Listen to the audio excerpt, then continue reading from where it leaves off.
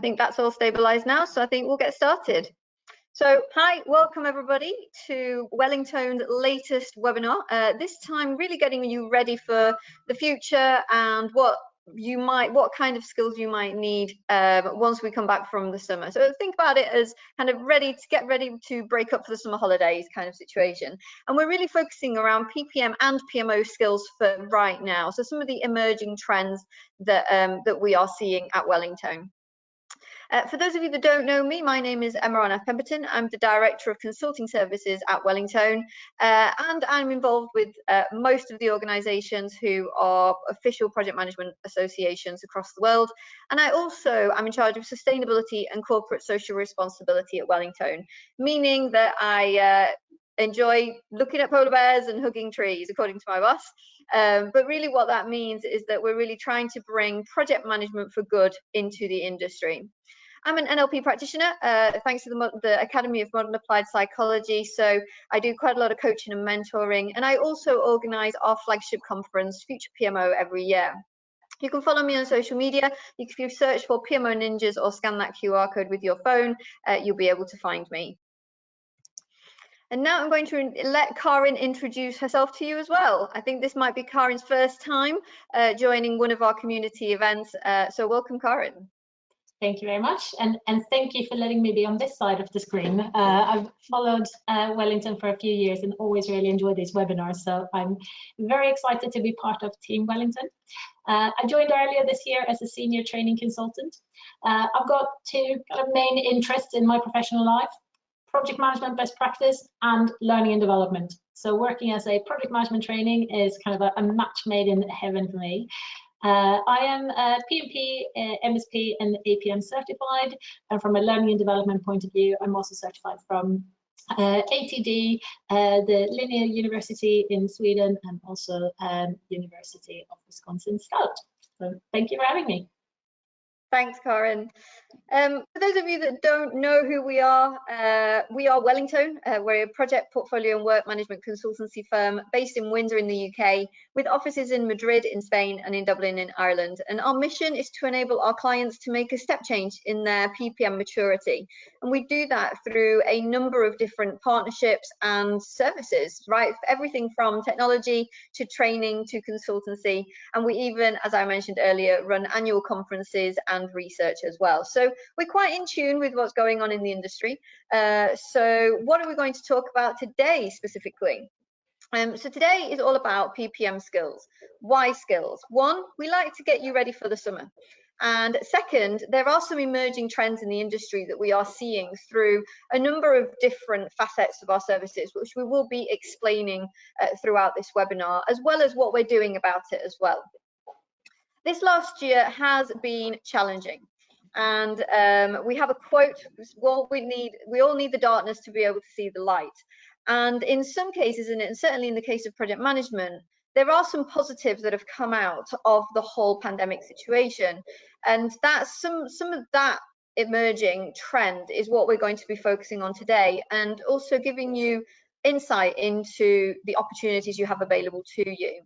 So we're going to, first of all, explore some of the changes that have taken place in organisations over the last year, understanding those emerging trends and how they actually relate to our reality, why they're emerging.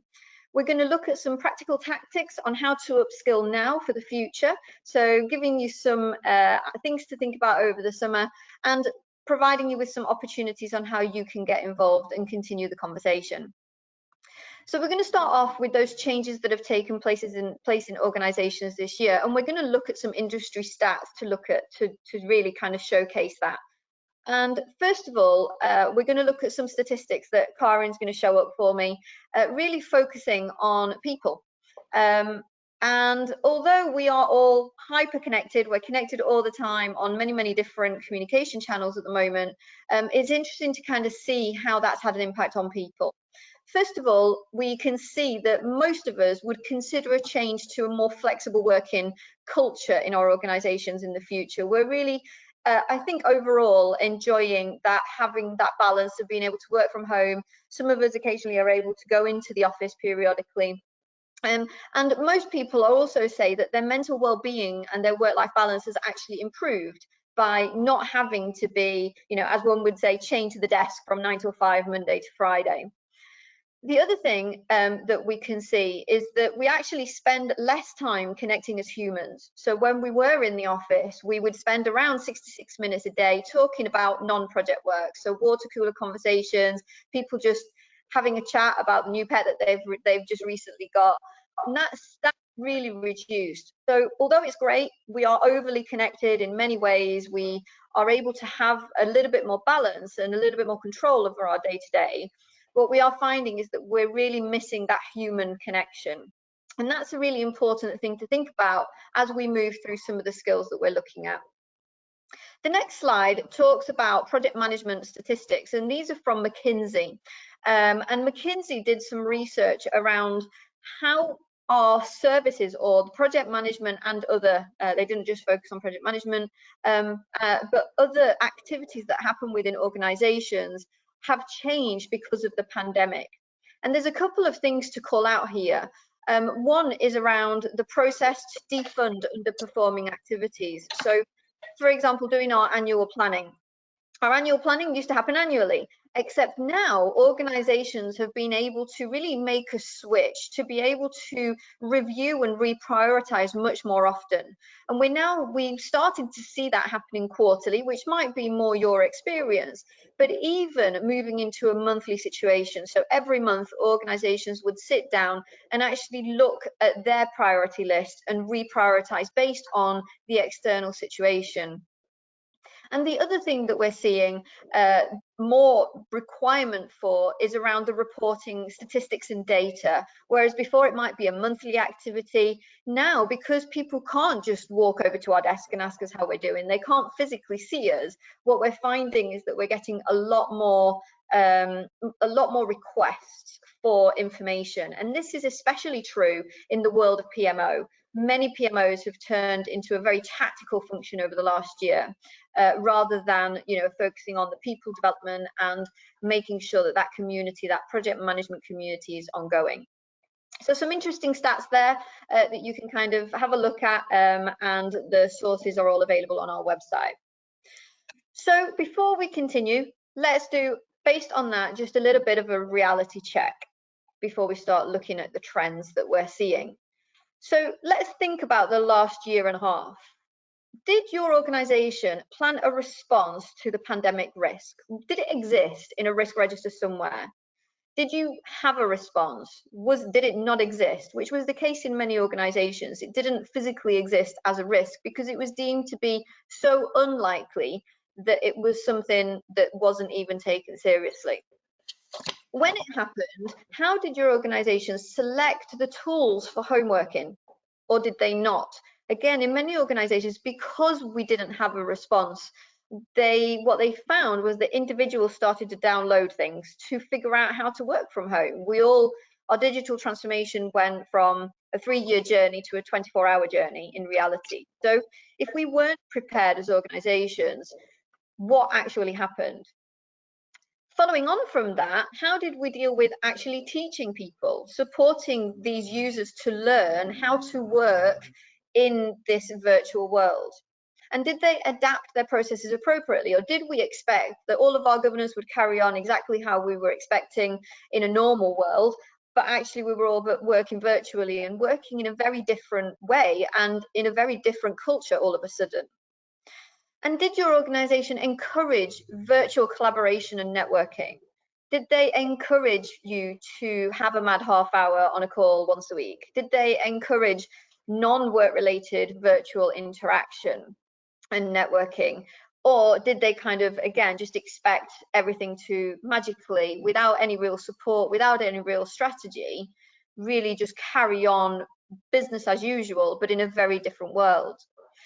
And it's part of these answers, and we're not going to ask you today to give us your view on how your organization reacted to the last year and a half, but really to think about, based on your answers, would any of these trends that we're going to talk about today, would they help if this was to happen again, or something else hopefully was to happen? We don't want this to happen again.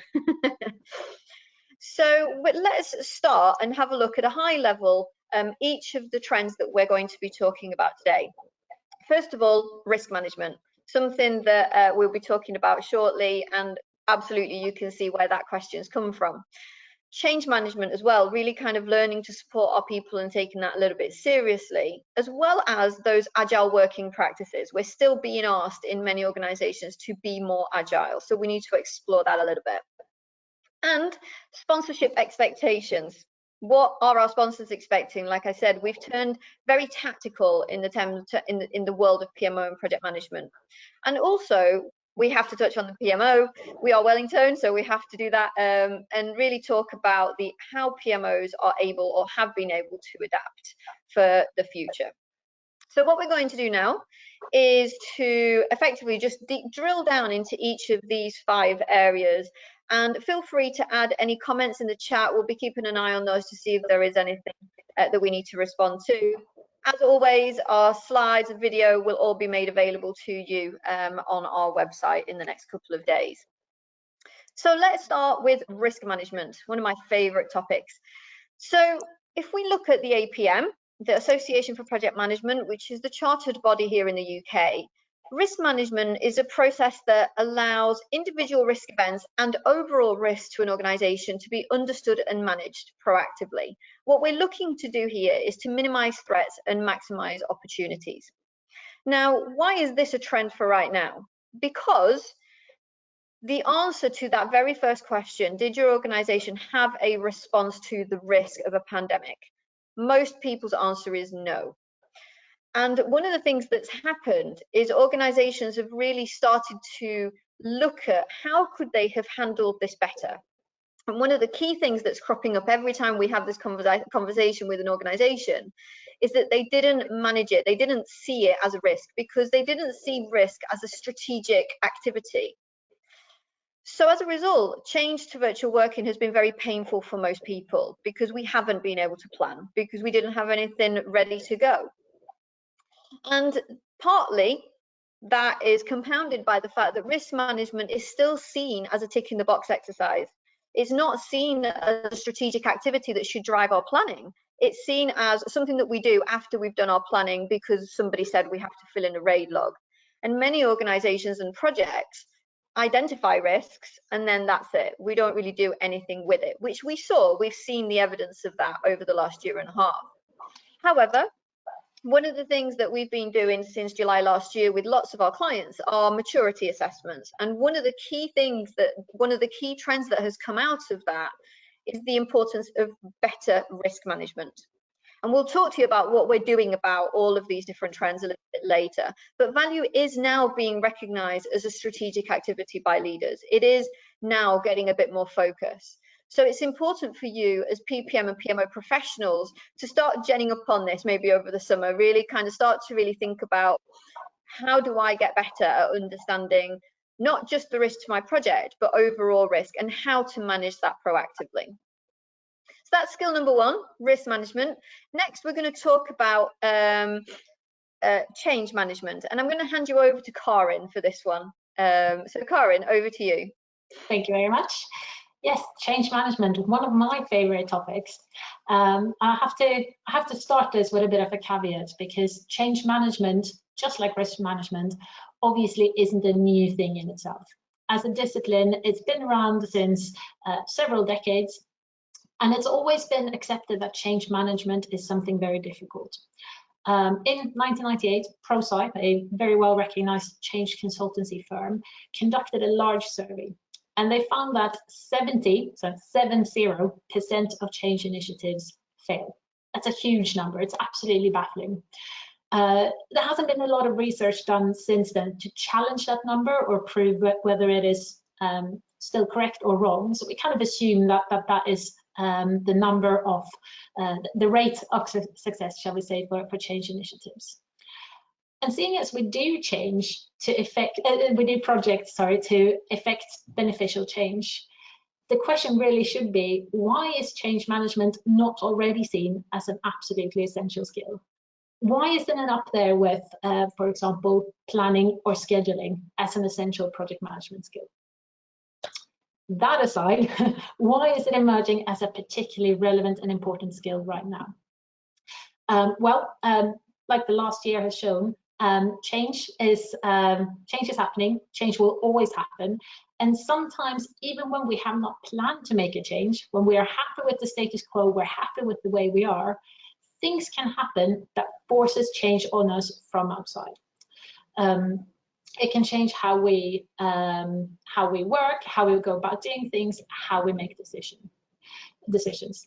The last year and a half will have been quite painful for some organizations where we haven't invested in how to act on, plan, implement, manage, and embed change and help people through that journey. So that has really highlighted that change management is something that we have to be good at and actively work on. I also think that something that has been made quite clear over the last year and a half, is that change isn't just about flicking a switch or taking A away and putting B in instead. Change is something that has to be prepared for. People have to have been made ready for it to be able to go on the change journey, as it were. And we also have to take steps during the change itself and then also after to make sure that it's going in the direction that we want it to and that we can get the outcomes and benefits that we want. So people are starting to realize change is a whole process. It's not just an event. And like with any process, we don't expect people to just pick it up and run with it straight away. It's something that we have to teach people. What is the best practice? And that's the case with change management as well. I also think the fact that, to Emma's previous point, that not a lot of us planned for the pandemic to happen or such a large event to happen.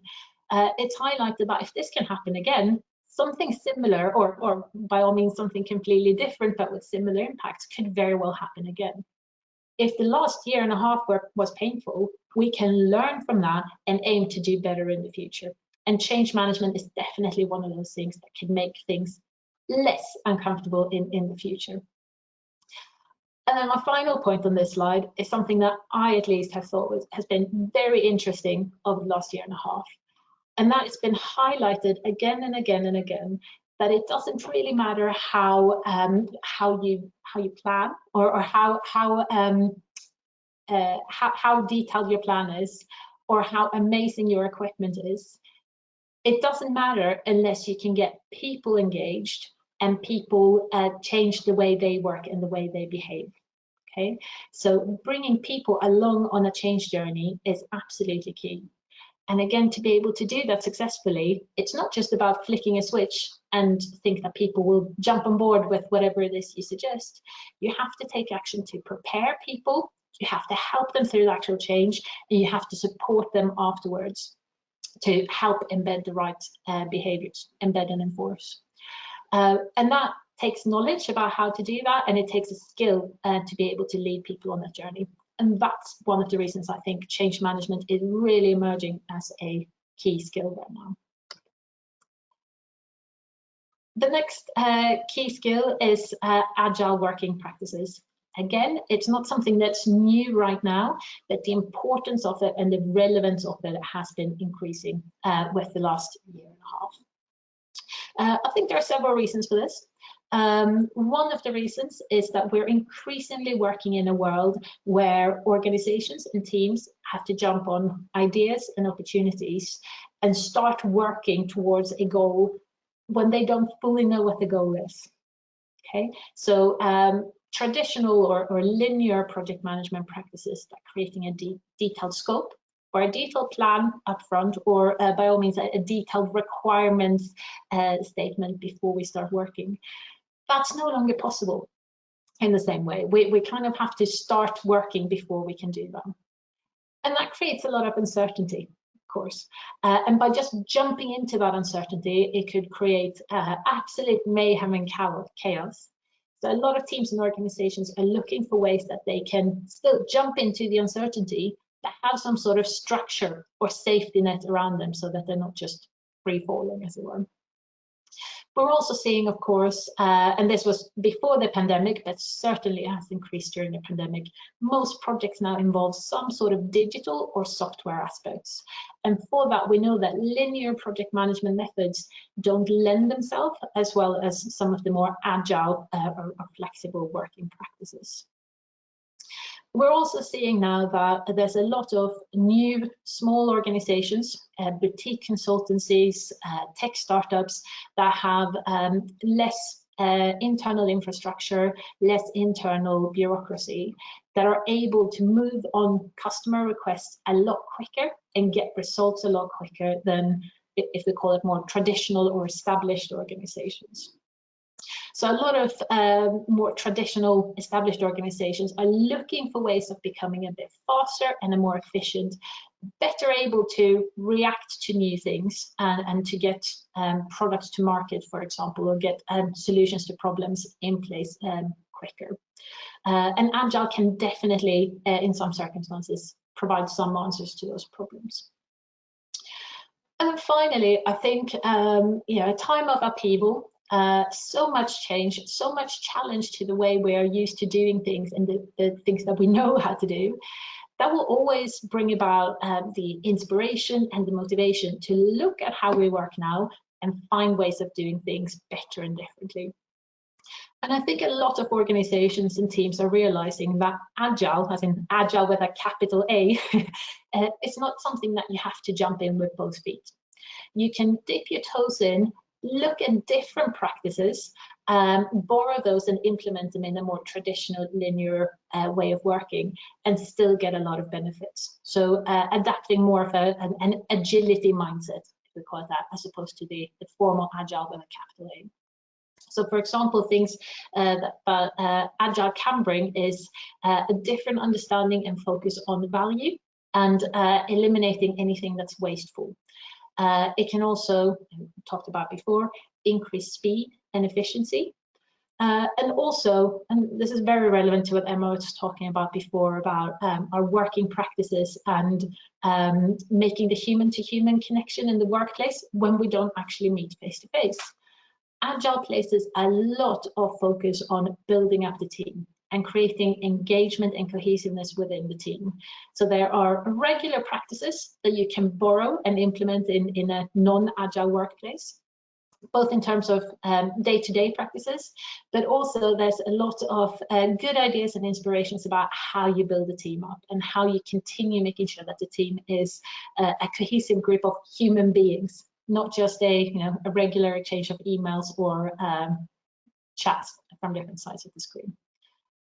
So those are all reasons why I think Agile is continuing to be an emerging skill, and it's just going to grow and grow and grow and become more and more important. And finally, my last topic here is around sponsorship. Now, again, same caveat as with the other two topics. Of course, sponsorship isn't a new thing. Ever since project management became a thing, it's been recognized that projects have to have a sponsor. What I do think, though, is in a lot of organizations, and I'm generalizing now, of course, the sponsorship hasn't been seen as a competency in its own right. The sponsor has been seen as a person who comes in at regular intervals, signs their name on a piece of paper, and then walks off again until the next signing point, as it were. And I think that is changing now for a number of reasons. First of all, I think as the strategic importance of project and programs is changing, as in they're gaining visibility, I think the expectations and the visibility of strong leadership is also changing. So more demand will be put on the sponsors and more visibility will be put on the decisions that they make. So it's becoming more important for them to be able to make good decisions. I also think that the last year has highlighted the importance of strong leadership and direction and guidance across the board. In times of upheaval, when everything is uncertain, people need someone that can provide direction and answers and decisions. And in the project world, who would that be except for the sponsor? So I think over the last year and a half, as a lot of projects and programs have found themselves in situations where everything is different, from day to day, how we actually do our work, to the bigger questions like, can we still manage our constraints? Are the constraints still true? Has the triangle been turned on its head, as it were? It might have changed tolerances. or at the very least, project managers will have found themselves in situations where they cannot make decisions within the tolerances set for them. So a whole new set of decisions will have been escalated to project and program sponsors across the world. And I think a lot of sponsors will have found themselves having to make decisions that they have never had to do before, and that they never thought they would have to do.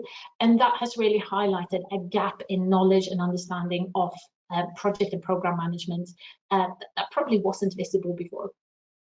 And that finally has led to reason for a lot of individual sponsors actually recognize I might have a lot of seniority in an organization, a lot of experience and expertise, and also a certain amount of political savviness in being able to navigate the organization.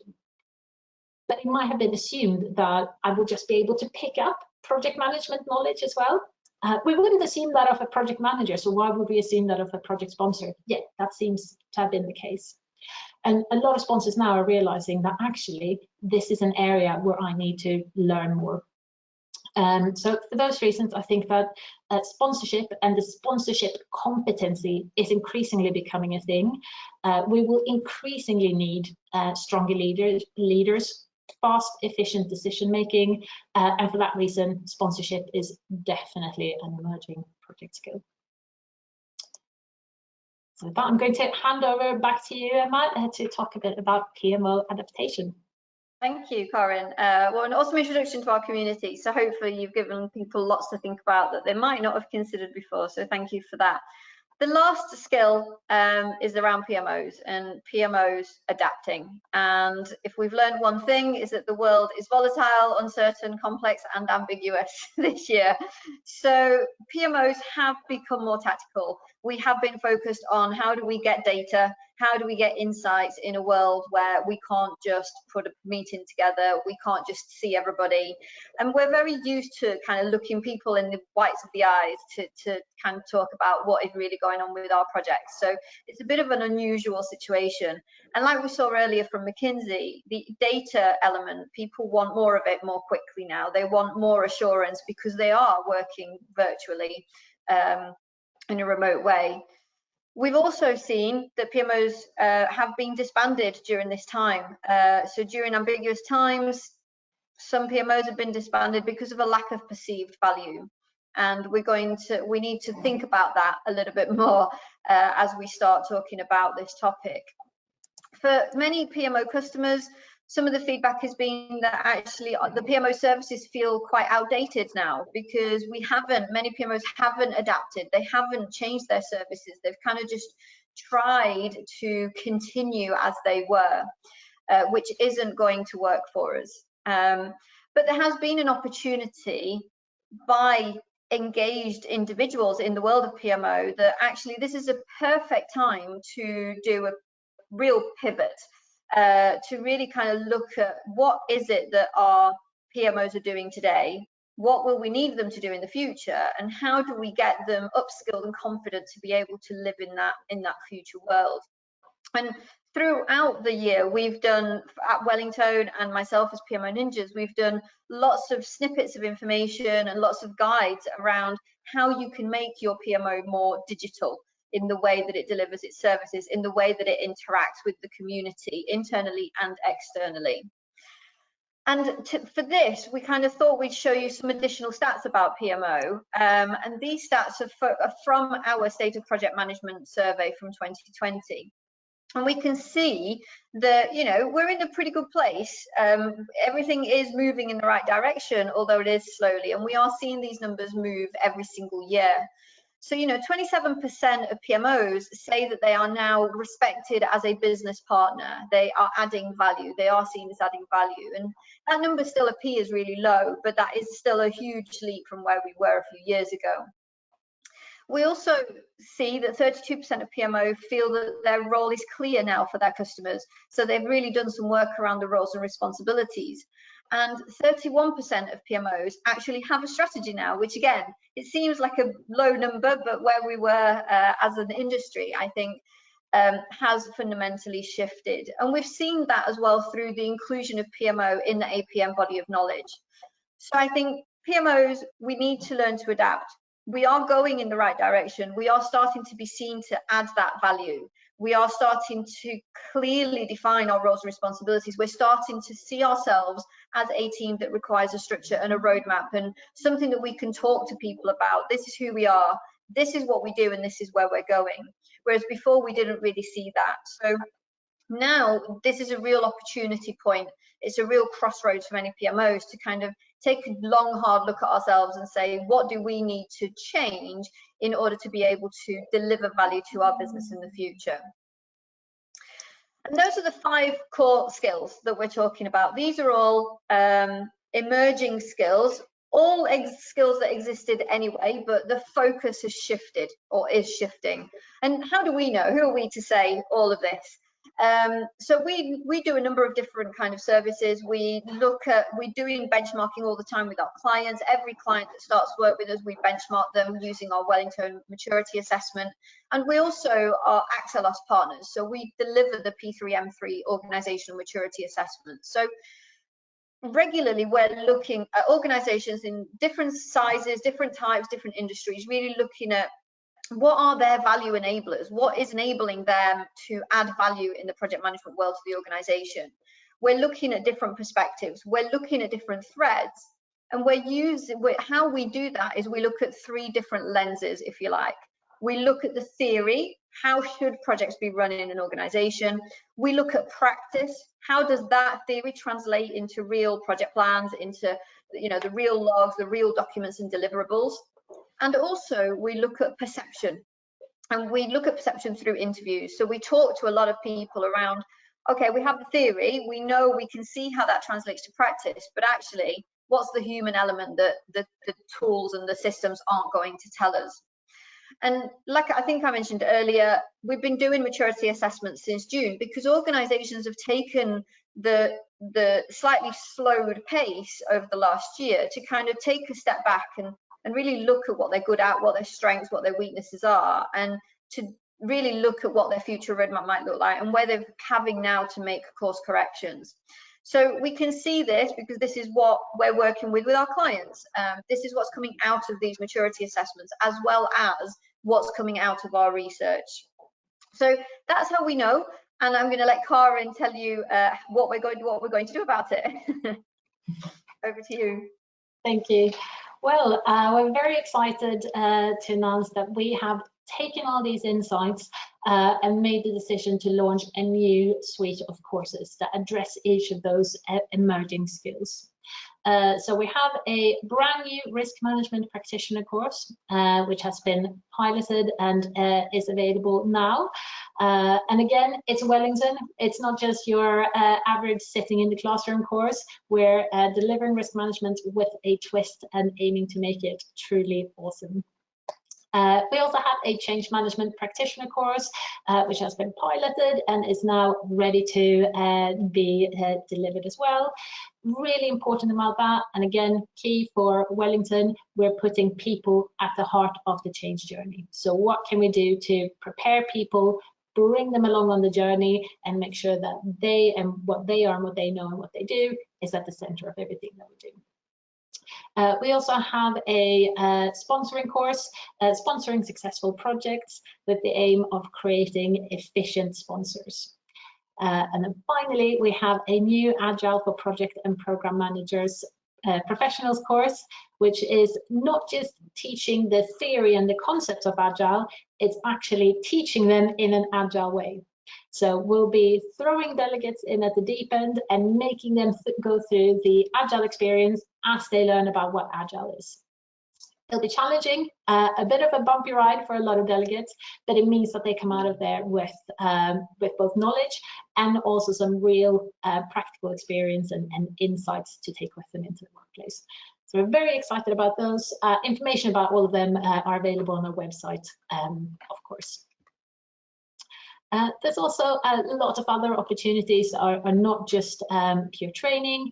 We've got several networking opportunities scheduled. We've got a PMO community event on the 8th of July, and we've also got 2 on the 16th of September. One in English and one in Spanish for all our Spanish community members. And then, of course, Emma has mentioned it already. On the 14th of October, we're hosting our flagship conference, Future PMO. Tickets are available now, and information about that is on our website as well, of course. I've talked a bit about the training opportunities. So we have the project and program management training opportunities. Exact dates for public courses are on our website as well. But we're piloting the Agile course in July, and then we're delivering Risk in September, the Change Management Practitioner in October, and the Agile course goes fully live in November. There's also several PMO training opportunities, PMO Practitioner, PMO Leader, and our Assurance course as well. And then we're doing plenty of webinars. So there are several webinars scheduled with the APM PMO Special Interest Group, both in English and also in Spanish. And as summer is coming up, people will be taking some time off, hopefully. Even if you might not be able to go away, we have some time to kind of decompress and relax. We didn't want to leave you hanging with nothing to do over that period, and you know, there might be a rainy afternoon when you need to entertain yourself. So we thought we'd recommend some reading and additional material on some of the topics that we've covered. If you go to our website, you will find we have a Changing the PMO Mindset ebook series that covers several topics, among them the PMO's mindset around Agile and agility. The second book we have there, it actually sounds like it's our review of it, so that's on the slide, but the title of the book is a very short, fairly interesting and reasonably cheap book about studying leadership, which is a great resource. It's quite short and snappy, impactful, looking at different perspectives and models for leadership. So really brilliant book. Got on change management, again, very short but very impactful read, is called Change Confusion, Prepare, Support and Maintain. Very highly recommended. And then to deal with that element of uncertainty that both Emma and I have touched upon, also have a book called Thinking in Bets, which is an interesting perspective about what you can do and how you can make decisions when you don't have all the facts, so navigating uncertainty. Finally, a bit different from the others, a bit more academic, there is a research study from the University of Liverpool around the impact sponsors' decisions have on project success. So 5 quite different resources, but all addressing different areas that we have been talking about today. I'll hand over to you, Emma. Thank you, Karin. So hopefully giving you 5 new things to think about, things that you probably already thought you knew, but maybe gave you a slightly different perspective. You can take the initiative with some of the reading material, and also get involved with Wellington, whether it's a networking event, whether it's our conference, whether it's one of our training events. But really think about how would each of these skills support you, your PMO, your PPM journey, your organization, for the future at the moment, given that there is still lots of uncertainty about what's going on. As always, we are here at your disposal, so do feel free to get in touch with us. Again, you can scan the QR code, or you can search for Wellington or myself or Karin. You will find us very attached to Wellington. And we also have, as always, our Dr. PMO clinic. You can search for that on our website, and that is if you want to discuss any of these topics further, or you want to take the conversation further individually, then you can book a 30-minute slot with one of us, just to kind of, you know, maybe ask some advice, pass something by us, or anything that you might need. And that is completely free. We don't sell, that's not what we're about. It's really about supporting your journey as part of our community. So we hope you've enjoyed this webinar. We don't have anything in the chat, so we'll assume you'll want to go and get your lunch, which is absolutely fair enough for a Monday. Thank you for listening. Thank you, Karin, for agreeing to do your first webinar with our community, and hopefully we'll see you at one of our events very soon.